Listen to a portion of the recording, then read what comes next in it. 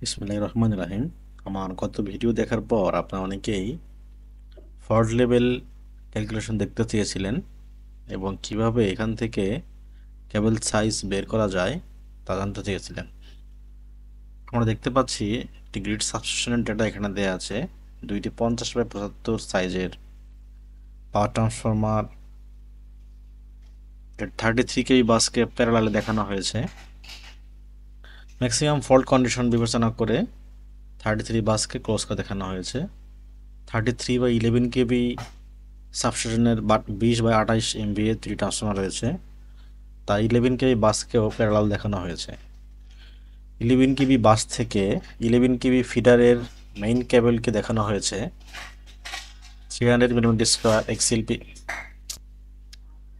11 kV ফিডারের cable size 300 mm² XLP copper. Feeder cable যেখানে উঠেছে তারপর থেকে আমার ওভারহেড কন্ডাক্টর সাইজ হলো 180 স্কোয়ার মিলিমিটার ACSR মার্লিন। আমরা ধরে নেই যে ফিডারের শুরু থেকে আমাদের লোড সেন্টার যেখান থেকে আমরা লোড সংযোগ দিব গ্রাহকের সার্ভিস কেবল, তার দূরত্ব 200 মিটার। এখানে ফিডার কেবলের লেন্থ ধরা হয়েছে 1000 মিটার। ফিডার কেবলের লেন্থ অনুযায়ী এর অ্যাকচুয়াল ইম্পিডেন্স হলো 0.0601 ওহম এবং 200 মিটার মার্লিন কন্ডাক্টরের রেজিস্ট্যান্স হলো ইম্পিডেন্স হলো 0.0336 ওহম। পার কিলোমিটার ইম্পিডেন্স আমি ডেটা শিট থেকে নিয়ে নিয়েছি, আপনারাও নিয়ে নেবেন। এরপরে আমি কমন কাপলিং পয়েন্ট থেকে গ্রাহকের সার্ভিস কেবল সংযুক্ত করেছি। এখন আমরা দেখব সার্ভিস কেবলের সাইজ কত, ক্যালকুলেশন আমরা বের করব। আমরা ধরে নিয়েছি বেস পাওয়ার 1000 MVA। গ্রিড ট্রান্সফরমারের পার্সেন্টেজ ইম্পিডেন্স আমরা ডেটা শিট থেকে পেয়েছি 14.6। দুইটি ট্রান্সফরমার প্যারালালে সংযুক্ত আছে। 33/11 সাবস্টেশনের ট্রান্সফরমার এর ইম্পিডেন্স হলো 8.31। আমরা 33 কেভি বাস পর্যন্ত ইম্পিডেন্স বের করব পার ইউনিটে। এখানে আপনারা সূত্রটা দেখতে পাচ্ছেন। নতুন বেজের সাথে পাওয়ার ট্রান্সফরমারের ইম্পিডেন্স গুণ করব এবং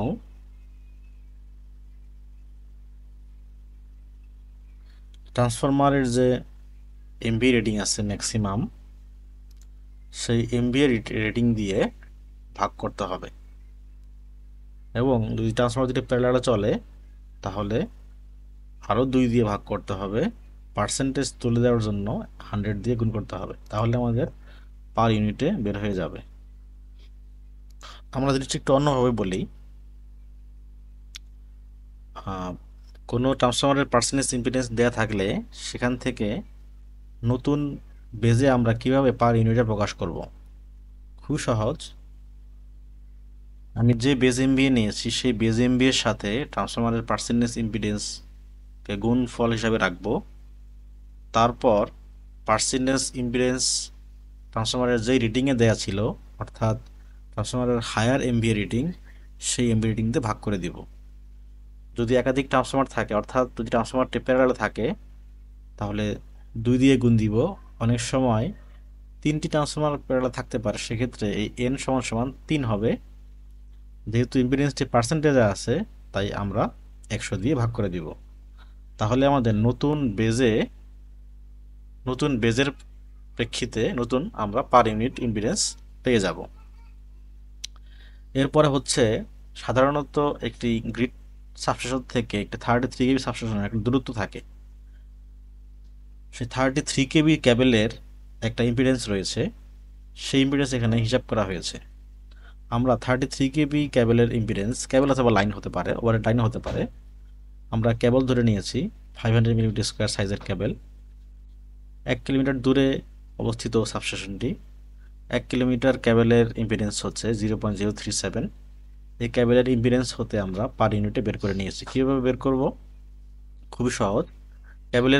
কেবলের অ্যাকচুয়াল ইম্পিডেন্স থেকে অ্যাকচুয়াল ইম্পিডেন্সকে আমি জেড বেস দিয়ে ভাগ করব। তো জেড বেস কি? জেড বেজ হলো নতুন যে বেজ আমরা নিয়েছি সেই বেজের V square divided by base, অর্থাৎ V square by Z, V square by S হলো জেড। এই জেড বেস দিয়ে আমরা নতুন অ্যাকচুয়াল জেডকে ভাগ করার পর পার ইউনিটে ক্যাবেলের ইম্পিডেন্স বের হয়ে গিয়েছে। একইভাবে আমরা 33/11 কেবি ট্রান্সফরমারের পার ইউনিট ইম্পিডেন্স বের করব। একই নিয়ম, বেজের সঙ্গে ট্রান্সফরমারের পার্সেন্টেজ ইম্পিডেন্সকে গুণ করতে হবে।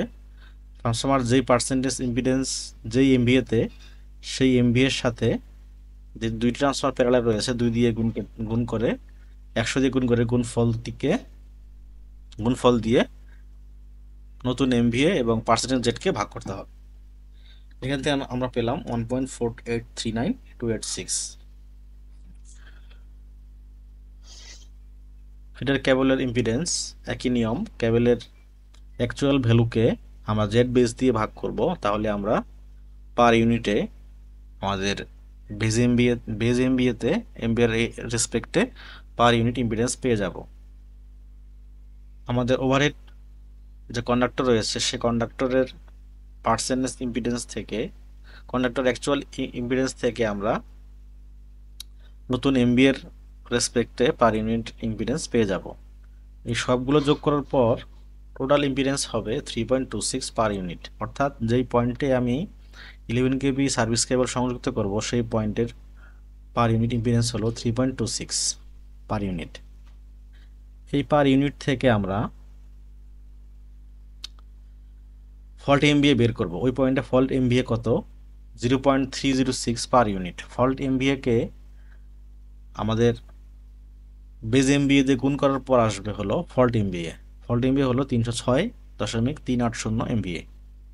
ফল্ট এমভিএ থেকে আমরা এই সূত্রের মাধ্যমে ফল্ট অ্যাকচুয়াল সমান S fault actual divided by √3 VL. এই ভিটা হবে যেই ভোল্টেজ লেভেলে আমি ফল্ট লেভেল হিসাব করব সেই ভোল্টেজ লেভেল।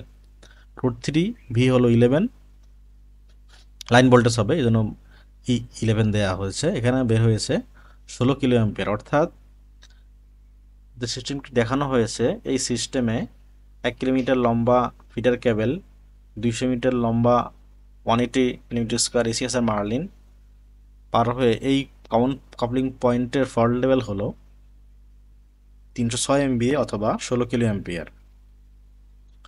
আমি যদি সাধারণত কেবলের ফল্ট 1 সেকেন্ড সর্বোচ্চ ধরা হয়, 1 সেকেন্ড ফল্ট সময় ধরে আমি যদি কেবলের সাইজ নির্ধারণ করতে চাই, এখানে একটা সূত্র দেওয়া আছে, এ হলো এরিয়া, কেবলের এরিয়া, এ সমান √I²T/K।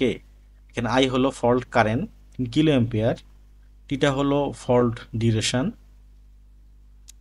হোল রুট হবে ডিভাইডেড বাই কে। কে হলো টেম্পারেচার কনস্ট্যান্ট। এই কেটা কপারের জন্য একরকম, অ্যালুমিনিয়ামের জন্য একরকম। কপারের জন্য 0.143, অ্যালুমিনিয়ামের জন্য 0.094, এসিএসআর এর জন্য 0.08662 ইত্যাদি। অন্যান্য ম্যাটেরিয়ালের ক্ষেত্রে ভিন্ন ভিন্ন হতে পারে। এই কে এর ভ্যালু কেবল ম্যানুফ্যাকচারার তার ডাটা শিটে উল্লেখ করে দেয়। আমরা দেখতে পেলাম আমাদের কেবল সাইজ বের হলো 112 মিলিমিটার স্কোয়ার। 112 মিলিমিটার স্কোয়ার কোনো কেবল নেই, নিকটবর্তী সাইজ হলো 120 হায়ার সাইজ। তো আমরা 120 সাইজের কেবল বিবেচনা করতে পারি। তাহলে বর্ণিত হিসাবের প্রেক্ষিতে এই পয়েন্টে 120 মিলিমিটার স্কোয়ার সাইজের কেবল ব্যবহার করা সবচেয়ে যুক্তিযুক্ত। আশা করি আপনার বিষয়টি বুঝতে পেরেছেন। সবাইকে অসংখ্য ধন্যবাদ। ফল্ট হিসাবটি ভালো লাগলে সবাই চ্যানেলটিকে লাইক, কমেন্ট এবং শেয়ার করে দিন, এবং আমার প্রচেষ্টাকে মূল্যায়ন করতে চ্যানেলটিকে সাবস্ক্রাইব করে দিন। ধন্যবাদ। আসসালামু আলাইকুম।